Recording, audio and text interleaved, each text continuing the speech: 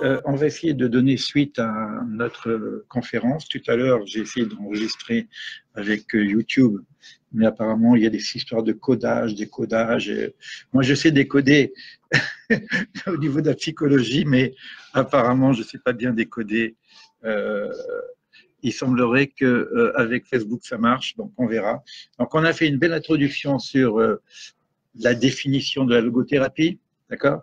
Donc, je ne vais pas y revenir. De toute façon, pour ceux qui ont besoin, ou ceux qui viennent à peine maintenant, je proposerai pour ceux qui s'inscrivent d'envoyer mon livre en e-book. Comme ça, vous avez toute la définition, tout le cadre de base de qu'est-ce que la logothérapie.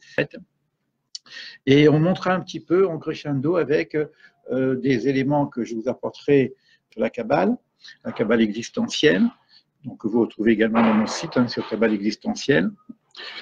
Et puis, évidemment, le pont qu'on fera avec la fête de Pâques, la Pâques juive, qui est aussi la Pâques du passage et de la libération.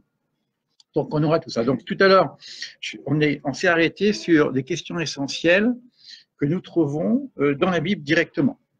Et les premières questions de base qu'on trouve dans la Genèse, et je ne vais pas redécomposer le mot maïm, l'eau, comment j'ai décomposé le mot en deux questions. En tout cas, les questions, c'est ma, c'est l'homme, qui est l'homme, qui suis-je, et mi elle est, qui est celui qui a créé ce monde. D'accord? Donc, je disais que ces deux eaux ont été séparées, et si nous arrivons à faire le lien entre le qui suis-je de l'être et qui elle est, la question de Dieu, je crois qu'on aurait répondu aux principales questions. La deuxième question qui est dans la Bible, dont je vous ai parlé tout à l'heure, c'est qu'après avoir choisi le chemin de la dualité, il y a deux arbres, l'arbre du bien et du mal, de la connaissance du bien et du mal, et l'arbre de vie.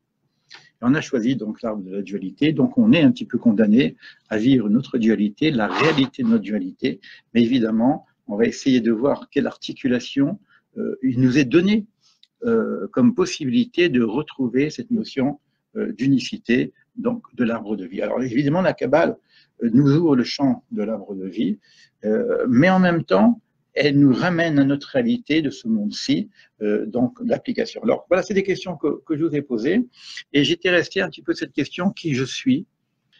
C'est une question qu'on se pose en général, c'est Socrate et compagnie, etc. Mais alors on a, je pense donc je suis, mais si on n'était pas la pensée, on est quoi?